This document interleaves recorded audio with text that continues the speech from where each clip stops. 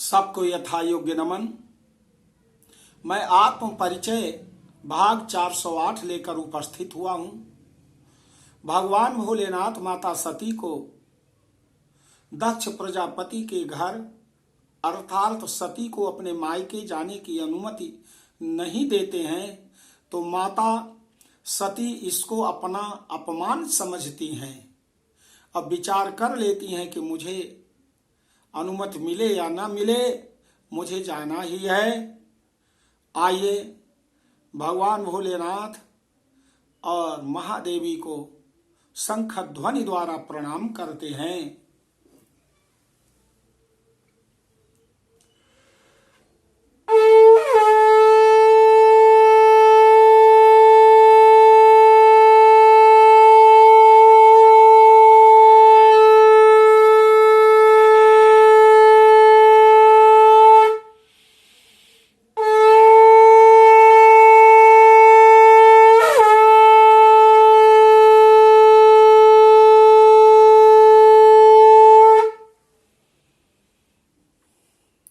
श्री शिववाच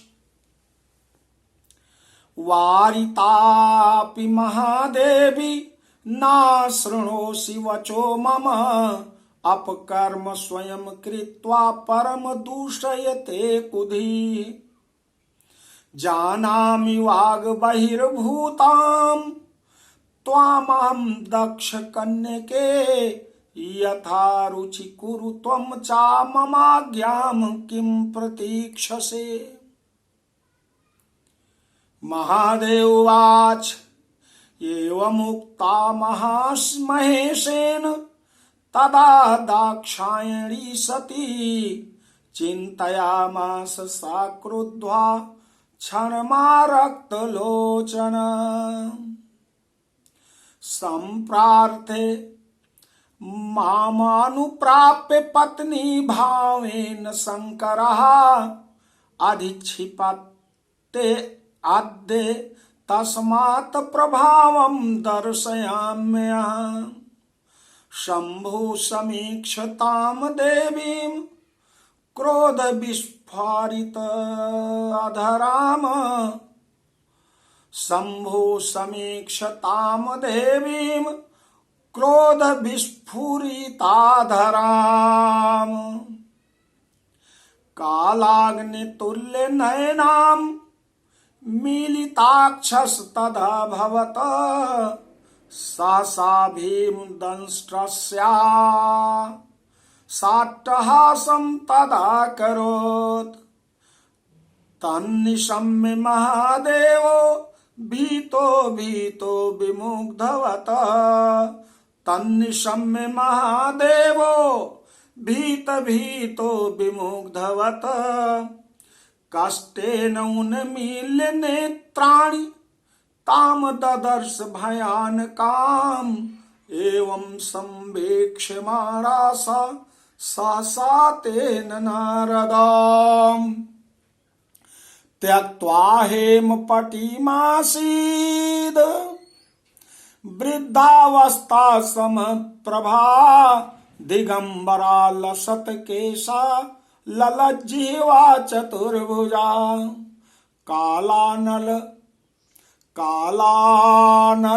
लसद्देहा स्वेदाक्तेन तनुरुहा महाभीमा घोर रावा मुंडमाला विभूषण उद्यत प्रचंड कोट्याभा चंद्रार्धकृत शेखरा उदाद्यादित्य संकाशा किरीटोज्वल मस्तका। शिव जी कहते हैं कि प्रिय, मेरे रोकने पर भी तुम मेरी बात नहीं सुन रही हो। दुर्बुद्धि व्यक्ति स्वयं निषिद्ध आचरण करके दूसरे पर दोषारोपण करता है। दक्ष पुत्री, अब मैंने जान लिया कि तुम और मेरे कहने में नहीं रह गई हो। तुम मेरे कहने में नहीं रह गई हो, अतः अपनी रुचि के अनुसार तुम कुछ भी करो, मेरी आज्ञा की प्रतीक्षा क्यों कर रही हो? भगवान भोलेनाथ कहते हैं, नारद, तब महेश्वर के ऐसा कहने पर क्रोध के मारे लाल लाल आंखों वाली वह दक्ष पुत्री सती क्षण भर के लिए सोचने लगी कि इन शंकर ने पहले तो मुझे पत्नी रूप में प्राप्त करने हेतु प्रार्थना की थी और फिर मुझे पा लेने के बाद अब ये भी मेरा अपमान कर रहे हैं। इसलिए अब मैं इन्हें अपना प्रभाव दिखाती हूं। तदनंतर उन भगवान शिव ने क्रोध से फरकते हुए ओंठों वाली, कालाग्नि के समान नेत्रों वाली उन भगवती सती को देखकर अपने नेत्र बंद कर लिए। भयानक दाढ़ों से युक्त मुख वाली भगवती सती सहसा उस समय अट्टहास करने लगी, जिसे सुनकर महादेव विमूढ़ के समान भयाक्रांत हो गए।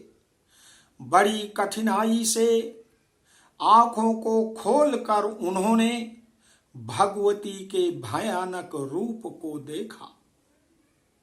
नारद, उनके द्वारा इस प्रकार देखी जाने पर उन भगवती ने सहसा अपने स्वर्णिम वस्त्रों का परित्याग कर दिया और वृद्धावस्था का रूप धारण करके वृद्धावस्था के समान कांति को धारण कर लिया। वह दिगंबरा थी।